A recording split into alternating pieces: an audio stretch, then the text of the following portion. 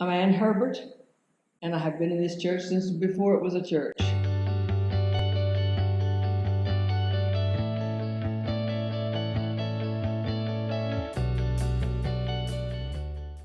It began on Davis Island quite a long time ago, and at that time it was part of what was considered the northern half of the Presbyterian Church.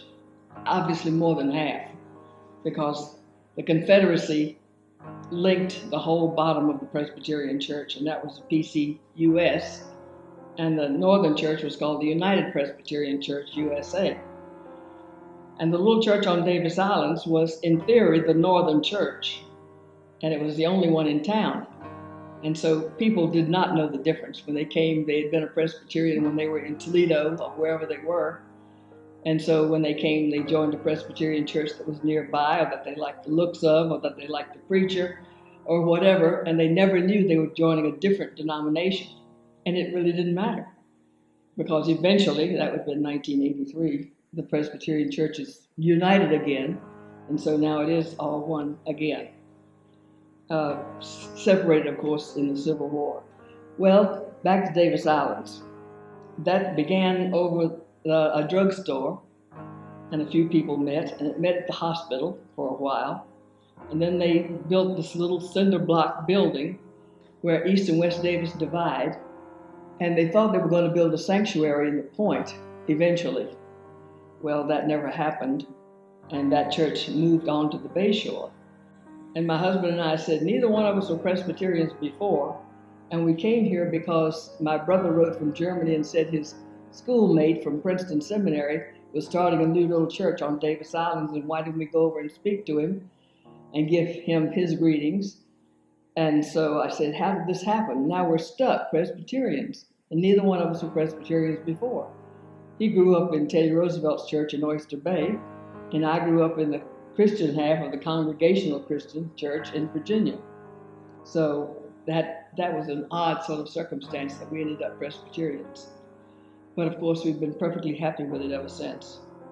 When the church moved here, we said to each other, not only did we join that church because it was right behind our house, and because we were involved with the young man, but now he demitted, which means he left the ministry, and they moved the church over to the Bayshore.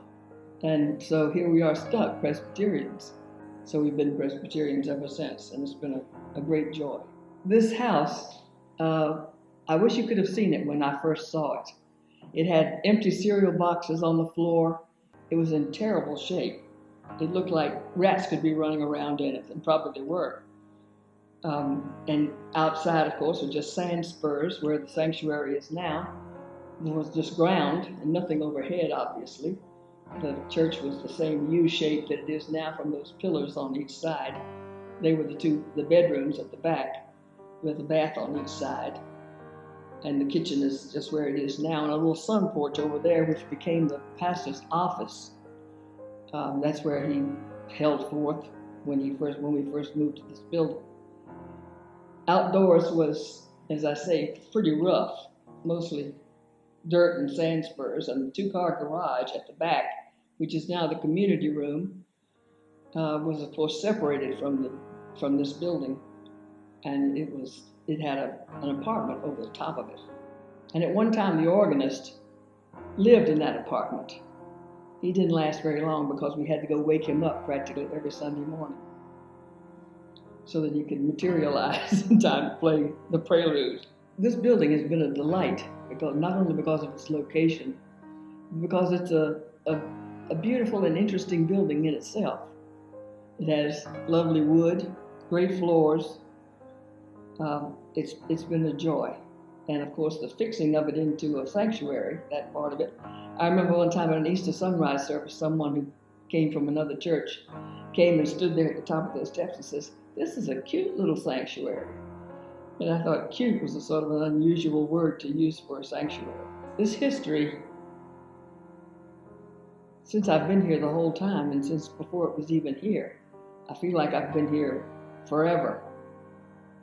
We met in the building next door while this was being made into what it is now, which was the stable behind a governor's house, which burned down and is long gone. At least that's my understanding. I wasn't here for that. But we did meet in the building next door for a year or so while this building was being made what it is.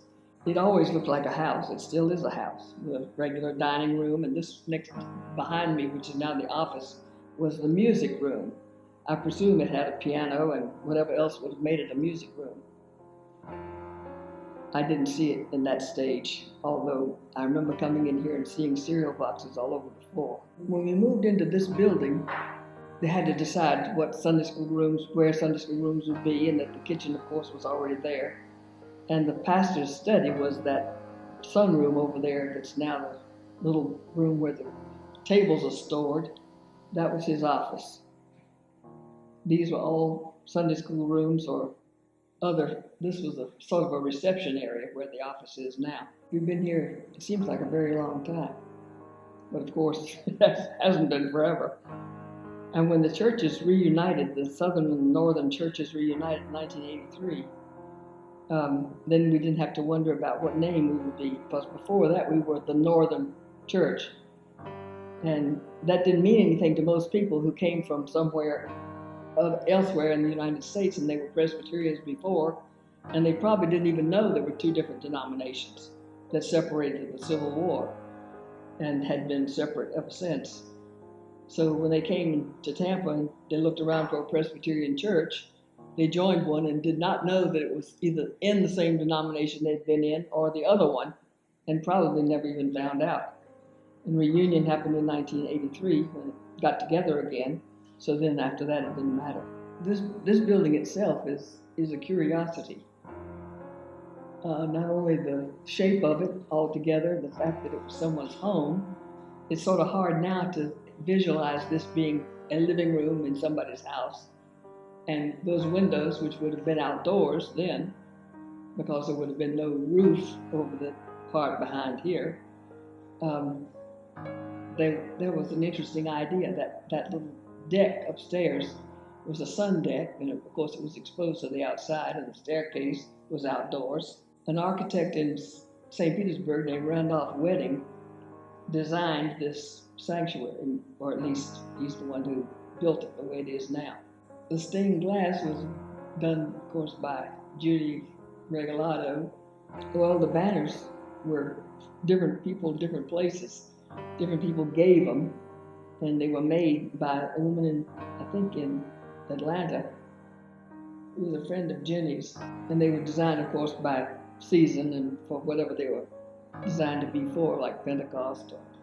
Well, the lift was built because Hilda Rodriguez was a little crippled and was not able to climb the steps, and people either had to carry her, and so they built that lift and called it Hilda's Lift. Of course, I use it all the time, and several other people do too. I have been in this church since before it was a church. It has been a delight.